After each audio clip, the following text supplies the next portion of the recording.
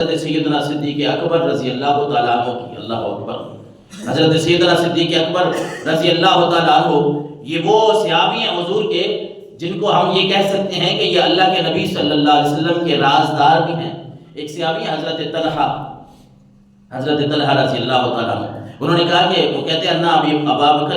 لقی طلحہ، حضرت ابو بکر کی ملاقات جو حضرت طلحہ سے ہوئی نا، تو حضرت طلحہ نے ایک بات پوچھی، مالی اراکا واجمن، حضرت ابو بکر صدیق نے دیکھا کہ حضرت طلحہ جو ہے وہ بڑے پریشان نظر آ رہے ہیں، پتہ نہیں کیا بات ہے،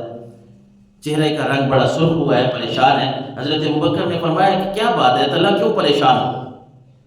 طلحہ آپ کیوں پریشان ہیں؟ تو حضرت طلحہ کہتے ہیں کلمۃ سمعتها من رسول اللہ یزعم انها موجبۃ فلم اسألہ عنہا، ابو بکر ایک بات دل میں کھٹک رہی ہے، ایک دفعہ نا سرکار دو عالم سے ملاقات ہوئی، یہ حضرت طلحہ کہہ رہے ہیں کہ ابو بکر ایک دفعہ سرکار دو عالم سے ملاقات ہوئی، آپ نے ایک کلمہ بتایا تھا، آپ نے ایک کلمہ بتایا تھا کہ جو وہ کلمہ پڑھ لے گا نا اللہ اس کے اوپر جنت واجب کر دے گا، جنت واجب کر دے گا۔ لیکن اگلی بات کہتے ہیں حضرت طلحہ کہ بات یہ ہے فلم اسألہ عنہا، کہ ابو بکر میں وہ کلمہ نہ سرکار سے پوچھ نہیں سکا،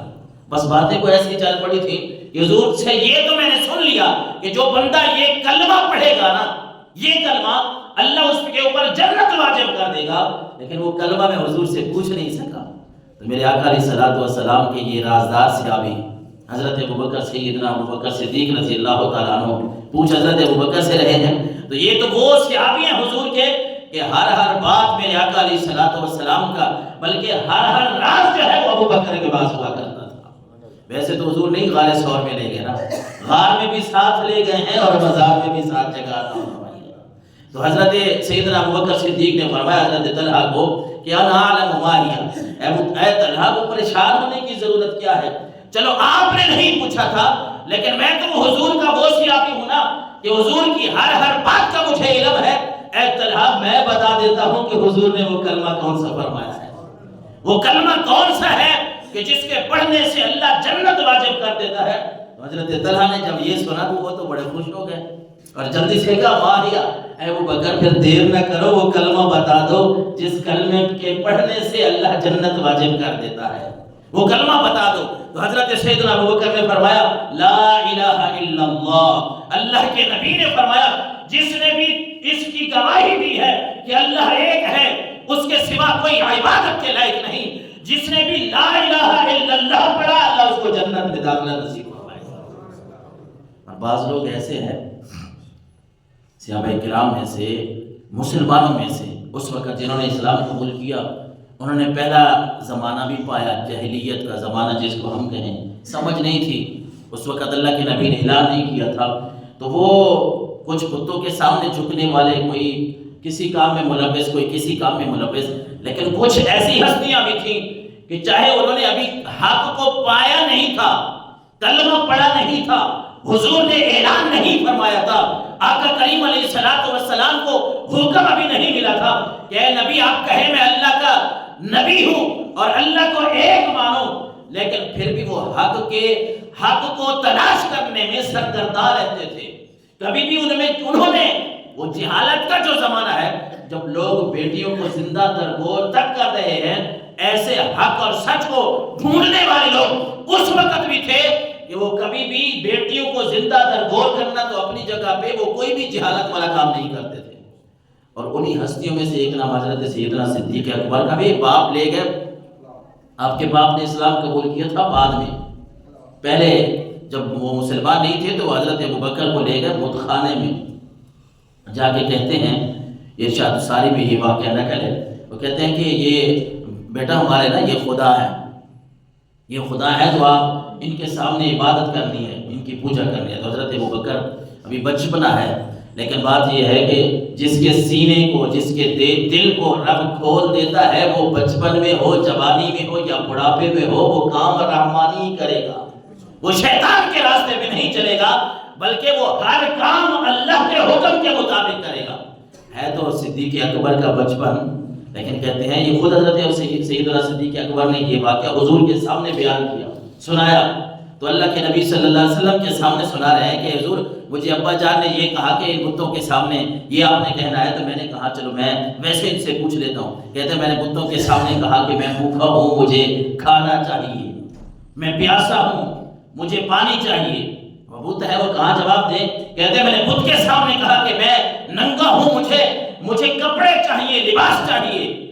اور کہتے ہیں میں نے پتھر اٹھایا اور بت کو کہا میں تجھے پتھر مارنے لگا ہوں، تو اپنے آپ کو بچا لے۔ تو وہ بت ہیں کہاں بول سکتے ہیں؟ وہ مورتی ہیں، وہ لکڑی کی، وہ پتھر کی، وہ پلاسٹک کی، وہ کچھ بھی ہو۔ تو پھر کہتے ہیں کہ ابا جان یہ کیسی بات ہوئی، یہ کیسے خدا ہوئے جو بول نہیں سکتے، جو اپنے نفع اور نقصان کے مالک نہیں ہے، میں ابو بکر ان کے سامنے کیسے جھکوں؟ والد غصے تو ہوا، لیکن گھر واپس آیا نا تو بڑا پریشان سے، ایک بندہ ایک دین پہ ہے، ہم مذہب اسلام پہ، ہمارے سامنے ہمارا بیٹا یہ کہہ دے میں اللہ کی عبادت نہیں کرتا، نعوذ باللہ اللہ معاف کرے، ہمارا بیٹا ہمارے سامنے یہ کہہ دے میں نماز نہیں پڑھتا، میں یہ نہیں کروں گا، یعنی ہم مسلمان ہیں جو اللہ کی توحید کے اقرار کرنے والے ہیں، اگر ہماری اولاد میں سے کوئی ایسی بات کہہ دے جو اللہ کی شان کے لائق نہ ہو، رسول اللہ کی شان کے لائق نہ ہو، قرآن کے بارے میں کوئی ایسی نازیبہ گفتگو کرے تو بندہ بڑا حیران ہوتا ہے، بھئی یار مسلمان ہے، باپ دادے سے کیا ہو گیا ہے؟ تو حضرت ابوبکر کے والد جب گھر آئے نا تو ان کی والدہ کو بتایا کہ میں تو آج ان کو لے گیا اپنے بت خانے میں، اس کو کیا ہو گیا ہے، یہ تو عجیب ہی باتیں کرتا تھا، کہتے ہیں میں نے ان کے سامنے نہیں جھکنا۔ تو ماں نے کہا والد کو کہ ابو قحافہ اس بات کو چھوڑے، میں نے نا غیب سے جب یہ پیدا ہونے لگے تھے تو میرے کانوں میں یہ آواز گونجی تھی، میں نے یہ آواز سنی تھی کہ اے ابو بکر کی ماں تجھے خوشخبری ہو، یہ بچہ عتیق ہے، اللہ نے اس کو جہنم سے آزاد کر رکھا ہے، آسمانوں میں صدیق ہے اور محمد کا صاحب و رفیق ہے۔ یہ میں نے بات سنی تھی خود، اور یہ بات حضرت ابوبکر خود حضور کے سامنے بیان کر رہے ہیں۔ اچھا ابوبکر بیان کر رہے ہیں، بیان کرنے والے صدیق ہیں ابوبکر، اور یہاں اس کی تصدیق کرنے والے جبریل امین ہیں۔ جبریل امین آ گئے اور عرض کی اللہ کے نبی صادق ابوبکر وہ صدیق، ابوبکر جو واقعہ آپ کو سنا رہا ہے نا یہ کوئی ہوائی بات نہیں ہے، اللہ کے نبی ان کے ساتھ اسی طرح آپ بیتی ہوئی، اسی طرح واقعہ ہوا تھا، یہ سچ کہہ رہے ہیں کیونکہ یہ صدیق ہیں، اس لیے آپ کا نام، آپ کا لقب جو ہے وہ صدیق ہے۔ اللہ کے نبی صلی اللہ علیہ وسلم کے سامنے جبریل امین بھی آپ کی تصدیق کرتے ہیں کہ اے اللہ کے نبی جو بات ابوبکر بیان کر رہے ہیں نا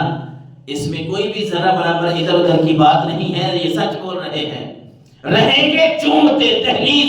بادشاہ تیری، یہی وجہ ہے کہ آج جب ہم اللہ کے نبی کے روضے کے سامنے جاتے ہیں، جالیوں کے سامنے سلام پیش کرتے ہیں، جہاں اللہ کے نبی کو سلام پیش کیا جاتا ہے وہاں ابوبکر اور عمر کو بھی سلام پیش کیا جاتا ہے۔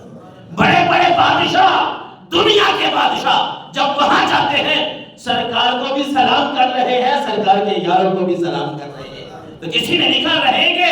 چومتے تہلیز بادشاہ تیری، بہت بلند ہے صدیق بارگاہ تیری۔ چومتے رہیں گے چومتے تہلیز بادشاہ تیری، بہت بلند ہے صدیق بارگاہ تیری، اور ادا شناس رسالت رہی نگاہ تیری، ہے زلف یار سے تیری نا رسم و راہ تیری۔ یہ بڑی پتے کی بات ہے کہ ابوبکر آپ تو وہ ہے جن کے راز و نیاز کی باتیں حضور کے ساتھ ہوا کرتی تھی۔